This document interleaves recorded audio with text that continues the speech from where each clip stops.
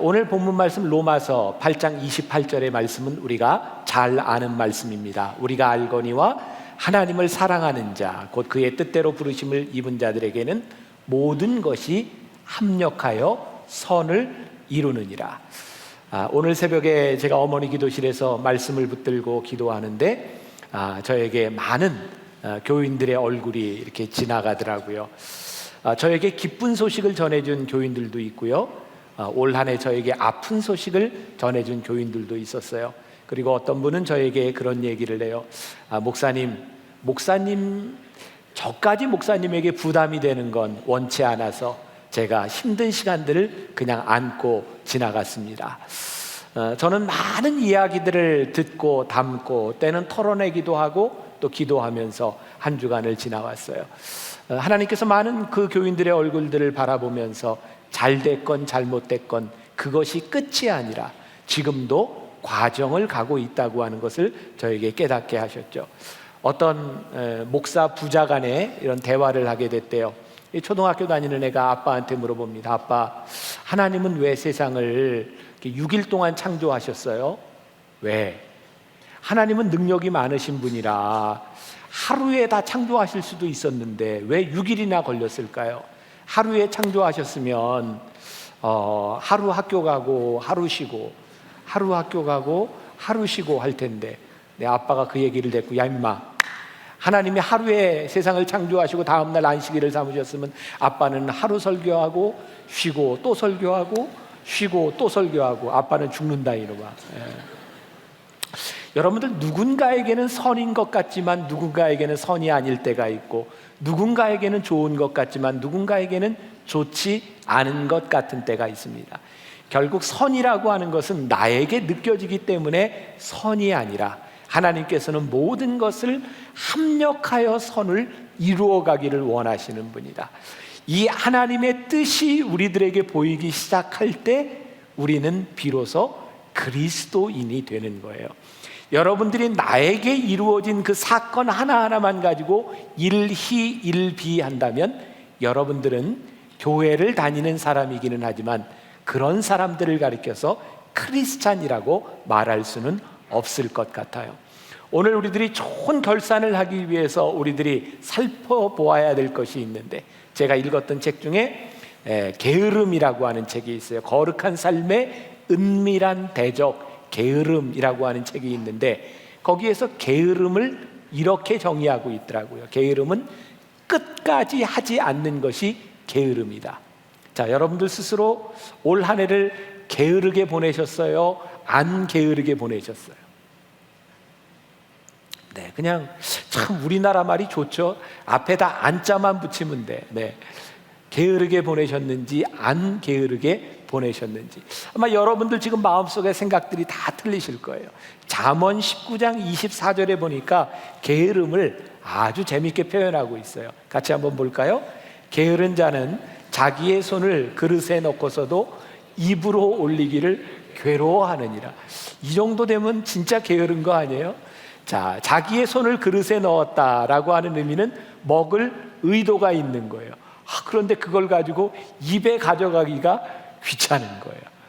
여러분, 우리들이 한 해를 시작할 때 우리들 모두는 선한 뜻과 우리들의 의지가 있었어요. 야, 올 한 해는 이렇게 살아야 되겠다. 그래서 여러분들이 얼마나 많은 결심들을 하셨어요. 근데 게으름은 여러분들의 결심대로, 좋은 의지대로 살지 못한 것이 게으름이다. 오늘 여러분들의 게으름을 재는 것은 너무 간단한 것 같아요.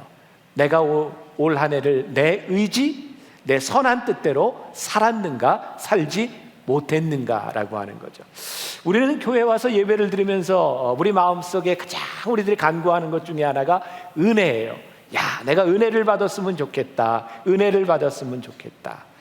그런데 은혜 생활을 하는 우리들에게 게으름이 있어요. 뭔지 아세요? 은혜를 받았는데 은혜를 받고 은혜 받은 대로 살지 못하는 거예요. 제가 얼마 전에 그 페이스북에다 은혜 중독이라고 하는 글을 썼어요. 가만히 묵상을 하고 있는데 저에게 그런 생각이 드는 거예요. 많은 크리스찬들이 은혜에 중독돼 있다. 마치 마약 주사를 맞는 사람이 마약 주사를 맞고 약효가 떨어지면 또 맞아. 그리고 약효가 떨어지면 또 맞아. 왜요? 그 약효를 느끼기 위해서. 제가 어떻게 이렇게 잘할까요? 아니에요, 저. 네. 은혜를 받는 성도들이 꼭 그래요. 은혜의 약효가 떨어지면 또 은혜를 받아. 그래서 우리는 매일 은혜를 받으러 와요. 이게 별로 틀린 말 같지는 않은데 마치 은혜에 중독되어서 은혜를 받고 또 받고 또 받고 은혜를 받았는데 은혜 받은 자로 살지 못하는 거예요. 마치 하나님께서 오늘 우리들에게 은혜를 주신다고 하는 것을 우리를 건드려서 깨우시는 거예요. 정신 차려, 정신 차려. 은혜를 받았어. 깨워놓으면 다음 주에 와서 또 줘라. 하나님이 또 일어나 은혜 받아, 은혜 받아. 그럼 또 은혜 받고 가서 또 줘라. 마치 하나님 입장에서 보면 우리들이 은혜를 구하는 게 마치 졸다가 또 하나님이 깨워놓으시면 또 주는 모습처럼 그렇게 은혜에 중독되어 있는 것은 아닌가. 하나님은 우리들의 삶에 수없이 많은 결단을 요구하시는데 우리는 은혜를 받았다고 하면서도 그 결단, 먹으려고 손을 그릇에 집어넣고 그 그릇에서 손을 들어 입으로까지 가지 못하는, 결단하지 못하는 인생을 살아가는 것이 아닌가. 연말이 되면 여러분들이 제일 많이 듣는 설교 중에 하나가 마태복음 25장에 있는 달란트의 비유죠. 기억나세요? 어떤 주인이 타국으로 갈새 종들에게 달란트를 줘요. 한 사람에게는 1달란트, 어떤 종에게는 2달란트, 어떤 종에게는 5달란트를 줍니다. 여러분들 잘 아는 것처럼 이 1달란트 그 가격이 오늘로 얘기하면 한 3억 정도의 가치가 있는 겁니다. 그러니까 1달란트라고 하는 것은 충분히 무엇을 할 수 있는 액수의 돈이죠. 그런데 우리는 하나, 둘, 5 이것을 놓고 적고 많고를 생각하는데 하나님은 절대로 많고 적고에 대한 물음을 하나도 묻지 않으시죠. 그리고 내가 그것을 가지고 무엇을 했느냐라고 묻습니다. 우리 옛날 속담에 그런 말이 있죠. 군뱅이도 구르는 재주가 있다. 여러분들은 어떤 재주가 있으세요? 여러분들에게도 분명히 무언가가 있을 텐데 어떤 사람은 하나 정도의 재주가 있을 것이고 어떤 사람은 2개 정도의 재주가 있을 것이고 어떤 사람은 5개의 재주가 있을지 몰라요. 우리는 늘 나는 누구보다 재주가 없다, 누구보다 건강이 약하다, 누구보다 물질적으로 없다라고 생각하지만 하나님은 우리들에게 많고 적음을 물으시는 분이 아니라 너에게 가지고 있는 것이 무엇이냐를 물으시는 거죠. 우리들은 새해 전부 멋지게 시작했어요. 꿈을 가지고 아름답게 시작했어요. 그러나 결과는 아름답게 결과가 나와야 되는 거죠. 여러분, 육상 선수들이 육상을 할 때 이 라인에 서가지고 총소리를 넣고 뜁니다. 정말 전부 폼들이 기가 막히죠. 다 긴장을 하고 뛰죠. 어떤 사람에게 상을 주죠? 잘 뛴 사람에게. 뛰는 자세가 아름답다고 상 주는 거 보셨어요? 오, 예술이야, 1등 이렇게 해요? 절대 그런 일들 없습니다. 뛰려고 하는 각오들은 다 같아요. 그러나 결국 우리들이 어떤 결과를 가지고 있는가, 성경이 우리들에게 말씀하시는 것, 하나님께서 우리를 부르셨을 때 하나님은 우리들의 삶의 결과를 보시겠다고 하는 거예요. 모든 것이 합력하여 선을 이루도록 우리를 부르셨다는 거예요. 그래서 오늘도 우리들이 지금 열심히 그 길을 향해 달려가고 있는가, 그것을 우리들에게 묻고 계세요. 자, 오늘 말씀 가운데서 우리들이 크게 2가지를 생각하려고 해요. 하나는 하나님을 사랑한다는 것. 하나님을 사랑한다, 이게 무슨 말일까요? 하나님을 사랑하면 우리들이 자꾸 하나님이 원하는 것을 찾게 돼 있어요. 여러분들 연애해 보셨잖아요. 연애할 때 그 연애하는 사람한테 잘해요, 못해요? 잘하죠. 저도 연애할 땐 별명이 순한 양이었어요. 이게 다 해주고, 요즘은 순한 양까지는 안 되는 것 같아요. 연애할 때는 내가 먼저 그 사람의 마음을 생각하려고 하고 뭔가 좀 잘해주려고 하고. 여러분, 하나님을 사랑하는 자들이 왜 합력하여 선을 이룰 수 있는가? 하나님을 사랑하면 하나님의 뜻을 찾아요. 하나님이 원하시는 것을 찾게 되어 있어요. 지난 추수감사절에 제가 여러분들에게 어떤 말씀 나누었죠? 너무 감사해요. 또 다 잊어버려 주셔서. 데살로니가전서 5장 16절부터 18절까지 말씀에 항상 기뻐하라, 쉬지 말고 기도하라, 범사에 감사하라. 이것이 그리스도 예수 안에서 너희를 향하신 하나님의 뜻이니라. 우리들이 하나님을 사랑할 때에는 이것이 가능해요. 왜? 하나님을 사랑하는 마음으로 생각하면 기뻐요. 왜? 우리를 향한 하나님의 뜻이 보이니까. 하나님을 생각하는 것이, 사랑하는 것이 기도예요. 하나님을 생각하면 감사해요. 그런데 하나님을 사랑하지 않는다면 우리들에게 그런 일이 일어나지 않아요. 제가 그제 금양로 기도회를 마치고 한 11시 반쯤 됐나요? 저희 아들이 이제 방학이라 나와 있는데, 제가 아들하고 놀아줄 수 있는 게 유일하게 당구밖에는 없어요. 취미가 맞는 게. 그래서 밤 11시 반에 저 야탑으로 당구를 치러 갔어요, 둘이. 당구를 치러 갔는데 사람이 얼마나 많은지, 그 연말에 제정신으로 온 건 저희 아들하고 저하고 둘밖에 없는 것 같아요. 다 술이 취해가지고 이렇게 당구를 치는데, 당연히 거기는 다행히 금연 지역이 있어요. 금연 지역에서 당구를 치는데 정말 오랜만에 당구를 쳐봤지만 그래도 실력이 나오더라고요. 뭐 딱 잡으면 나오잖아요. 여러분들 남자들은 아실 거예요. 3쿠션이라고. 예. 첫 판을 제가 아들을 원사이드하게 이겼어요.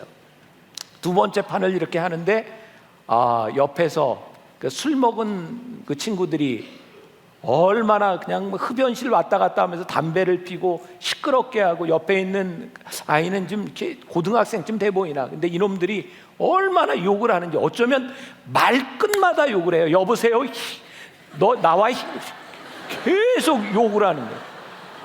그런데 그때부터 제 기분이 정말 상하는 거예요. 아니, 도대체 애들이 어떻게 저럴 수 있는가? 어떻게 저렇게 불량할 수 있는가? 어떻게 남들을 저렇게 생각하지 않고 저럴 수 있는가? 그때부터 제 마음이 이렇게 산란스럽기 시작하더라고요. 제가 거기에서, 그래, 하나님을 믿는 사람들의 특권이 뭘까? 우리가 하나님을 생각한다고 하면 하나님을 사랑하기 때문에 우리의 말, 우리의 행동, 이 모든 것들이 하나님을 사랑하는 모습으로 드러날 때 우리의 삶이 정말 합력하여 선을 이룰 수 있지 않겠는가? 그런데 우리들이 하나님을 믿는다고 하면서도 하나님을 사랑하지 않기 때문에 우리의 언어에 문제가 생기고, 우리들의 행동에 문제가 생기고, 우리들의 생각에 문제가 생기기 때문에 우리는 감사하지 못하고 기뻐하지 못하고 기도하지 못하는 삶을 살아가는 것 같아요. 생각해 보세요. 하나님을 사랑하는 것으로 여러분들의 인생을 생각해 보세요. 그러면 여러분들이 깨닫게 될 것이고 여러분들이 감사하게 될 거예요. 제가 좋아하는 찬양 중에 하나가 감사해요, 깨닫지 못했었는데 내가 얼마나 소중한 존재라는 걸, 태초부터 지금까지 하나님의 사랑은 항상 날 향하고 있었다는 걸 고마워요. 그 사랑을 가르쳐준 당신께, 주께서 가신 당신께 그리스도의 사랑으로 더욱 섬기며 이제 나도 세상에 전하리. 감사해요. 깨닫지 못했었는데 내가 얼마나 소중한 존재라는 걸 고마워요. 그 사랑을 가르쳐준 당신께. 참 놀랍잖아요. 내가 알지 못하고 내가 깨닫지 못했던 것들, 그것을 우리들이 깨닫게 돼요. 하나님이 나를 사랑하는 자를 부르셔서 하나님께서 모든 것을 합력하여 선을 이루시기를 원하신다는 그 하나님의 마음 앞에서 우리들이 깨닫게 되는 것이 있어요. 요한복음 15장 16절 말씀 같이 한번 한 목소리로 봉독해 볼까요? 너희가 나를 택한 것이 아니요 내가 너희를 택하여 세웠나니 이는 너희로 가서 열매를 맺게 하고 또 너희 열매가 항상 있게 하여 내 이름으로 아버지께 무엇을 다 받게 하려 함이라. 아멘. 여러분들 이 마음이 느껴지세요? 하나님께서 우리를 부르신 이유가 뭐예요? 우리들에게 많은 풍성한 열매를 맺기를 원하신대요. 그래서 우리 그리스도인들에게 있어서는요, 이 풍성함을 누려야 하는 충분한 자격과 가치가 있는 사람들이에요. 근데 여기에 중요한 게 있어요. 너희들이 내 이름으로 구하면, 그러니까 우리들이 풍성함을 누리는데 이 풍성함이 내가 누리고 싶은 풍성함에서 끝나는 것이 아니죠. 어떻게? 하나님의 이름으로 이 풍성함을 구할 수 있어야 되는 거예요. 여러분들이 하나님을 사랑하는 마음으로 하나님 앞에 기도하는데 내가 누려야 될 이 풍성함이 하나님 앞에 부끄러운 것이라면 여러분들이 그것을 구할 수 있을까요? 내 이름으로 구하는 것이라고 하는 이 말씀 가운데는 우리들이 부끄러움 없이 하나님이 우리를 사랑하시는 그 사랑, 내가 하나님을 사랑하는 그 사랑으로 구할 수 있는 것, 그때 우리들에게 풍성함을 누릴 수 있다는 거예요. 내 이름으로 구하는 것, 이런 표현도 가능할 수 있을 것 같아요. 하나님께서 너희들의 행하시는 그 일들에 대한 진의를 파악해라. 오늘 여기 앉아있는 여러분들의 환경이 너무 틀리잖아요. 여러분들 가운데는 오늘 기쁨으로 나온 사람도 있고 슬픔으로 나온 사람도 있고 절망 아니면 소망 여러 가지 모습으로 여러분들이 나왔을지 모르는데 하나님께서 지금 여러분들에게 주신 그 일들에 대한 하나님의 진의가 무엇인지를 깨달아 알 수 있을 때 우리의 삶이 합력하여 선을 이루기 시작해요. 제가 참 좋아하는 말 가운데 하나, 우리 하나님을 믿는 사람, 우리 부르심을 입은 사람들에게는 실수는 있어도 실패는 없어요. 여러분들이 지금 실수하여 마음이 아프고 실수하여 고통스럽지만 여러분들의 인생이 실패하지 않았어요. 왜? 하나님은 지금 그런 실수들을 통해서도 우리의 삶을 합력하여 선을 이루어 가시기 때문에 우리에게는 끊임없이 소망이 있고 우리들에게는 하나님의 뜻이 우리 가운데 있는 거예요. 아마 여러분들이 자녀를 키우면서 다 느끼는 그런 마음들이겠지만 저도 자녀를 키우면서 기쁨도 있고 슬픔도 있고 자녀를 키우는 것이 참 좋은 일이기는 하지만 어려운 일이잖아요. 저는 아들, 딸 둘을 키우면서 하나님께서 건강한 아들을 주셨고 조금 아픈 딸을 저에게 주셨어요. 그 아픈 딸을 생각하고 제가 아프다고 하는 것, 일반인처럼 그렇게 마음대로 살아가지 못한다고 하는 것을 알면서도 그게 때때로 마음속에 그렇게 잘 받아들여지지 않을 때가 있어요. 그래서 우리 딸내미는 뭐 제 아들보다 2살이 위지만 초등학교 때부터 쭉 학교를 동생하고 같이 다녔어요. 9년 동안 초등학교, 중학교를 같이 다니고 이제 중학교 다니고 고등학교 3년까지 같은 학교에 배정이 됐을 때 우리 아들을 향해서 제가 염려가 하나 있었다면 우리 애가 이렇게 친구들이 많이 없는 거예요.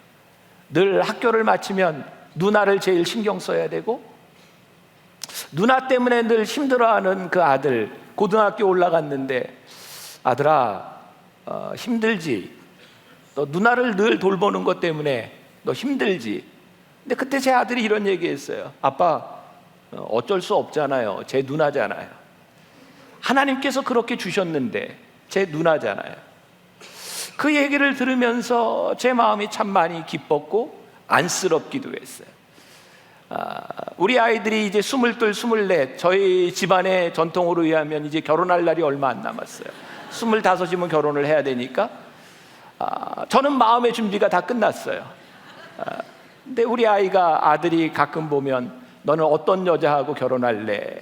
뭐 그런 이야기를 나누다 보면 제 아들에게는 어쩌면 1순위가 누나한테 잘해주는 여자.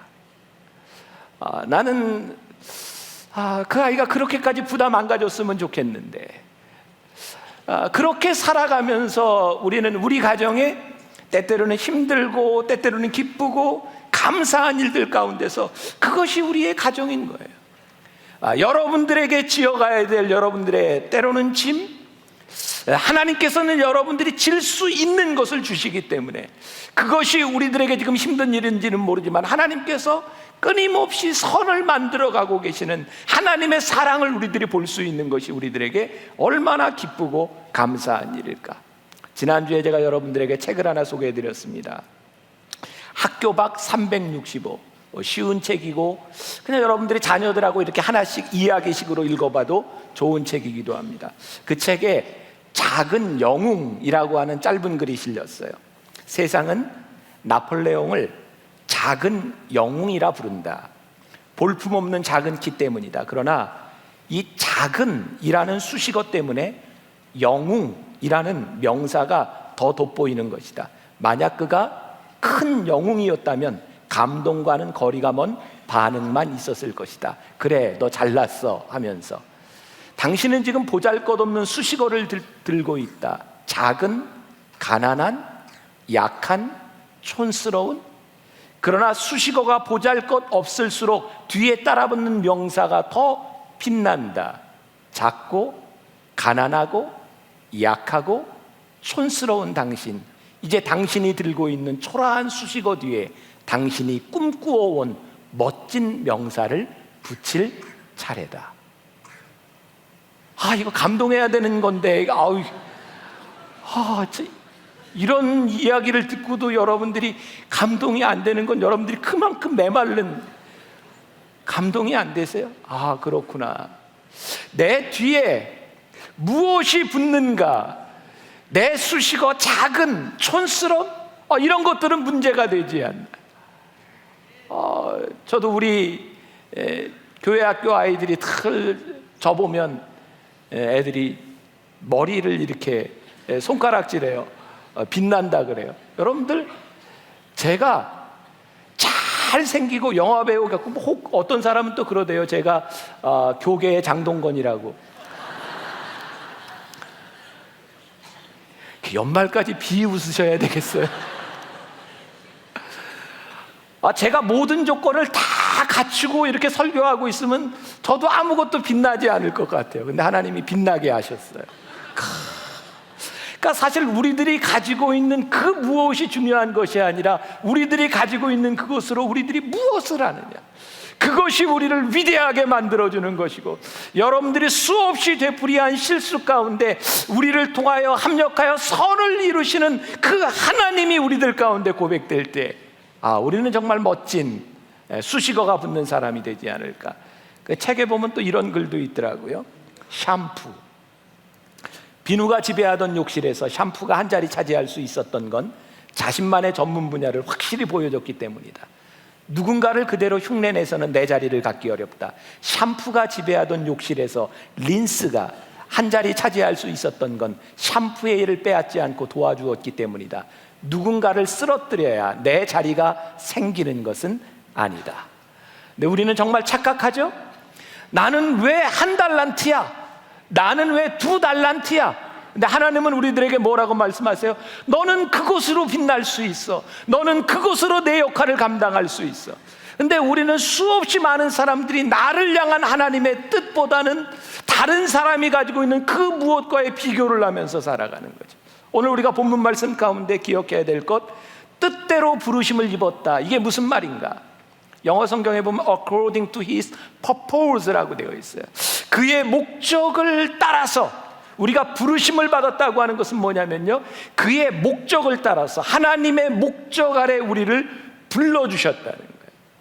하나님의 뜻을 이룰 때까지. 그래서 하나님은 목적이 계시기 때문에 우리의 인생이 끝나지 않았다는 거예요. 제가 지난 변화산 때 우리의 약속은 끝나지 않았다고. 이스라엘 백성이 40년 동안 가나안을 헤매고 있었으나 그것이 끝나지 않은 것은 가나안을 향한 하나님의 약속이 끝나지 않았기 때문에 그들은 그 길을 지나갈 수 있었던 거죠. 하나님의 부르심에 합당한 삶을 살아가며 여러분들이 선을 이룬다고 하는 것이 뭐예요? 제가 BTD 영성훈련 여러분들 안 받은 분들, 여기 특히 이제 청년들 있으면 이번 청년 BTD 1월에 제가 직접 우리 청년들과 2박 3일 함께하면서 영성훈련합니다. 자녀들 이제 몇 자리 안 남았어요. 보내주시고요.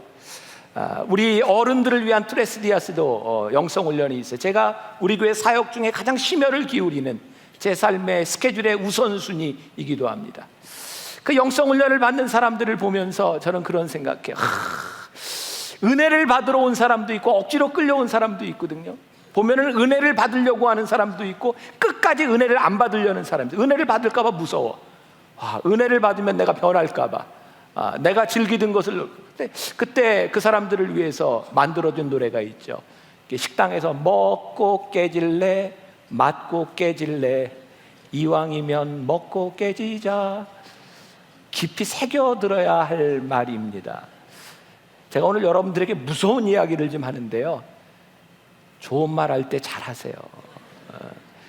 하나님께서 여러분들을 향한 선한 뜻을 이루어 가시는데 여러분들이 걸림돌이 되지 않도록 하나님께서 여러분들을 향해 선한 일을 만들어가고 계심을 믿으며 감사하며 기대하며 그 길을 가세요.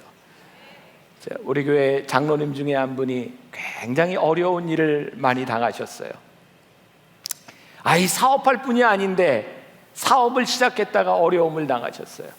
저는 그렇게까지 어려운 줄 몰랐고 그 장로님이 얼마나 힘든지, 저는 뭐 사업의 전문가는 아니지만 그 장로님에게 그런 권면을 했어요. 장로님, 이 어려운 시절이 지나가면 하나님이 틀림없이 회복시켜 드릴 거니까, 지금 회복해야 될 것이 너무 멀리 있는 것 같지만 하나님이 회복시켜 줄 거니까 내가 보기엔 장로님 너무 착해서 사업하면 안 돼요. 그러니까 그거 딱 끊고 장로님이 잘 하시던 일 하시면 좋겠어요.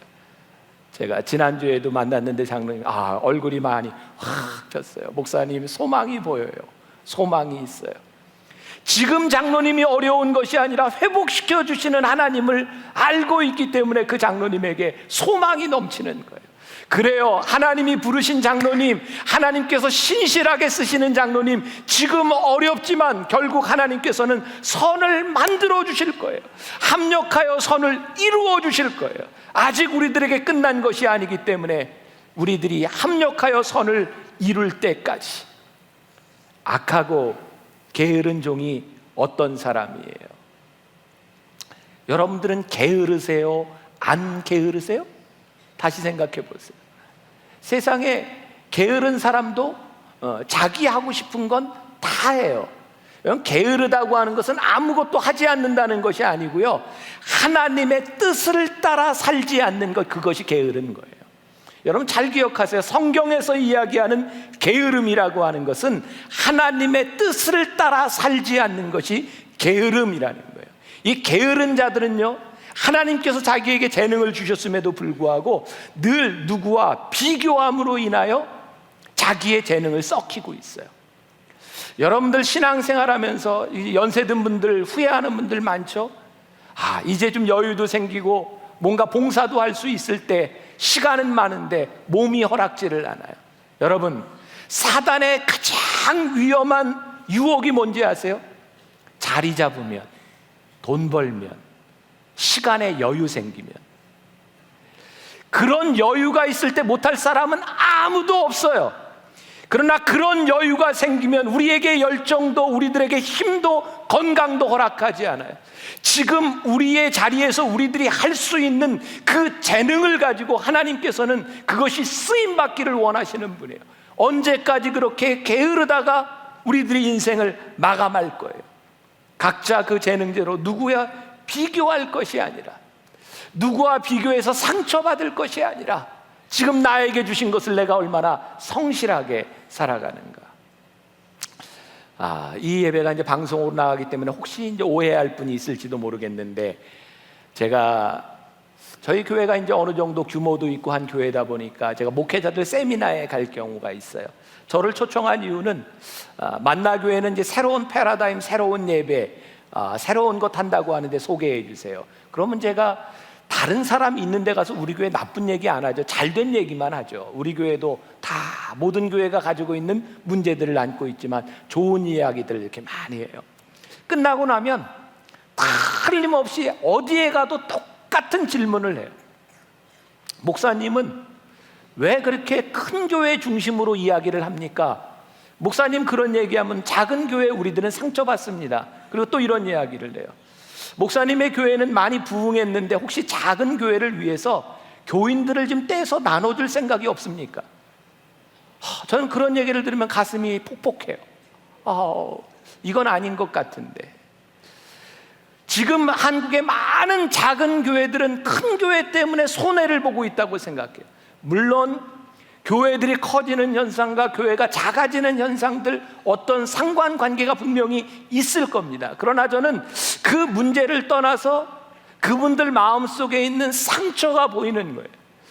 내가 누구 때문에 안 됐다고 생각하는 것이 얼마나 그 사람들의 마음을 힘들게 하고 아프게 할까? 그러면서 어떤 교회도 처음부터 큰 교회가 된 교회는 아무것도 없는데, 만나교회도 천막을 치고 시작하고 어떤 교회도 그렇게 시작했는데 왜 그 상처 가운데 살아갈까?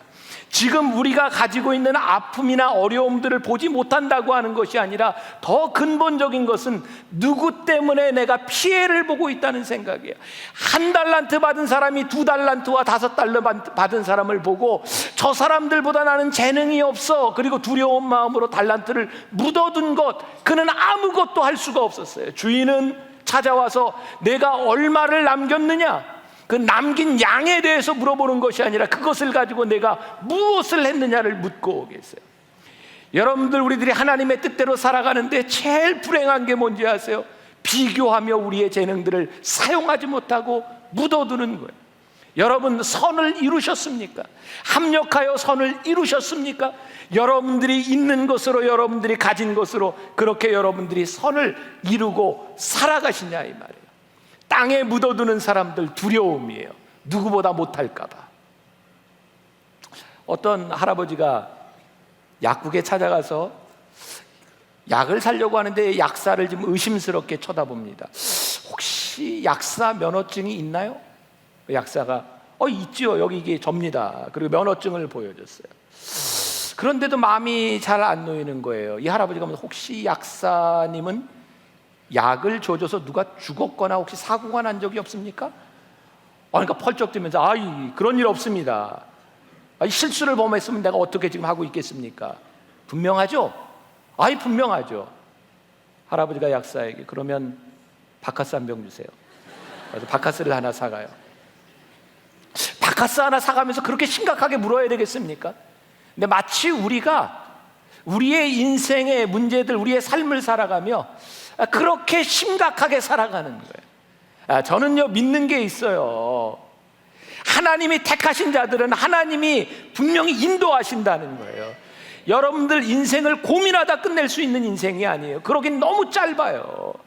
글쎄, 저는 믿음이 있는데 하나님이 원하시지 않으면 막으시고 하나님이 원하시면 밀어주실 거고, 그러나 아무것도 안 하는 사람은 막을 수도 미룰 수도 없어요. 여러분들에게 주어진 시간, 이게 게으름으로 인해서 아무것도 하지 않는 것이 아니라 하나님의 은혜 가운데 선을 이루는 것, 이것이 얼마나 귀한 일인가. 하나님의 목적을 이루기 위해서는 우리들이 생각해야 될 것이 있어요. 나를 드러내지 아니하고 끝까지 인내하고 겸손한 것이 우리들에게 필요해요. 하나님의 뜻을 위해 부르심을 받을 때 하나님은 우리를 쳐서 복종시키실 때가 있어요. 하나님은 하나님의 뜻을 이루실 때 무엇이 드러나기를 원하냐면 하나님의 뜻이 드러나기를 원하세요. 그래서 하나님의 뜻대로 살아간다면서 자꾸 나를 드러내려고 하는 사람들을 원하지 않으세요. 우리들이 잘 기억해야 될 게 있어요. 그래서 나를 드러내지 않기 위해서는 우리들에게 인내가 필요해요. 하나님께서 우리를 들어 쓰실 때까지, 하나님께서 우리를 통해서 영광을 받으시도록 하나님이 세우실 때까지 끝까지 기다리는 인내가 우리들에게 필요해요. 여러분, 그 씨가 땅에 떨어져서 싹을 틔우기 위해서는 먼저 씨가 어떻게 돼야 돼요? 팔팔하게 살아 있어야 돼요? 죽어야 돼요. 죽어서 양분이 돼야 이렇게 싹이 올라와요. 그러면은 이제 따뜻한 햇볕도 받고, 농부가 뿌려주는 물도, 봄비도 맞고, 쫙 이렇게 거름도 이렇게 먹고, 그러면서 이렇게 쫙 자라나요. 그런데 이 자라난 싹이 열매를 맺기 위해서는요, 이 봄바람이 지나가고 여름에 뜨거운 장렬하는 태양을 맞아야 돼요. 거기에서 열매들이 만들어지기 시작해요. 뜨거운 태양, 그것이 아니면 단 열매가 만들어지지 않아요. 그리고 그 시간이 지나가면 이제 가을에 틀림없이 폭풍우가 지나가요. 거센 바람을 이겨낼 수 있어야 그 싹은 결국 열매를 맺게 되어 있는 거예요. 우리들이 싹을 심어놓고 우리들이 하나님의 뜻대로 부르심을 입은 자들이 살아가는 데서는 인내가 필요해요. 견뎌야 돼요. 그래야 하나님께서 우리들의 삶에 선을 이루시는 것을 우리들이 볼 수 있어요. 베드로전서 2장 9절 말씀, 우리가 잘 아는 말씀인데 한번 볼까요? 베드로전서 2장 9절 말씀 같이 한번 봅니다. 시작. 그러나 너희는 택하신 족속이요 왕같은 제사장들이요 거룩한 나라요 그의 소유가 된 백성이니 이는 너희를 어두운 데서 불러내어 그의 기이한 빛에 들어가게 하시니에 아름다운 덕을 선포하게 하려 하심이라. 하나님께서 우리를 택하신 이유가 있어요. 여러분들을 제사장 삼아주시고 아름다운 족속으로 우리를 불러주셨어요.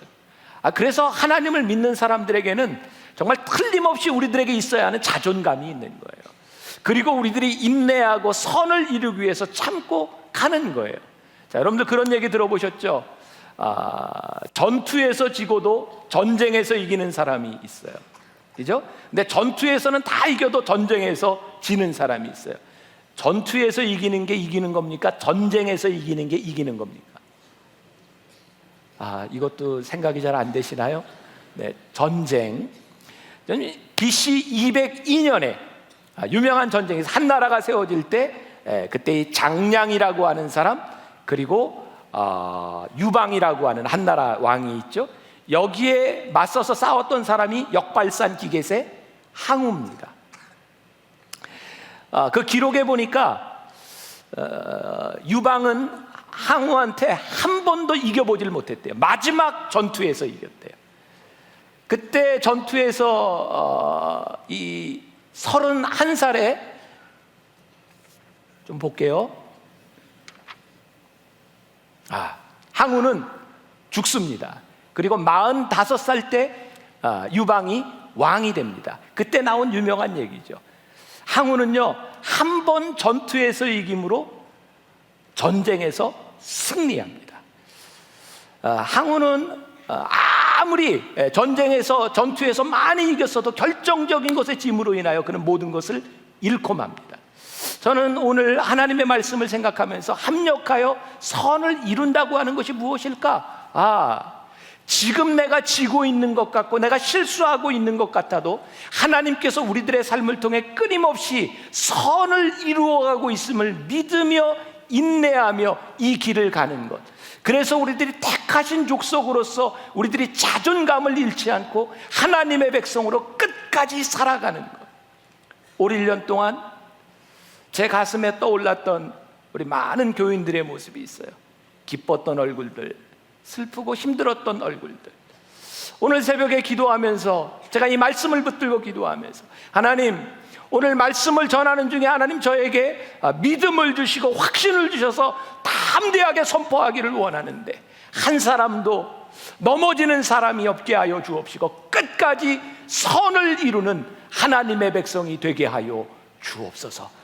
오늘 여러분들이 그 믿음을 가지고 이 전을 나갈 수 있기를 간절히 소원하고 오늘 우리들이 함께 축복송을 부르며 우리들의 삶을, 우리들의 가족들과 자녀들을 축복했으면 좋겠어요. 때로는 너의 앞에 어려움과 아픔이 있지만 우리를 축복하시는 하나님 앞에 여러분들이 믿음으로 고백하고 여러분들이 축복하는 시간을 가졌으면 좋겠습니다.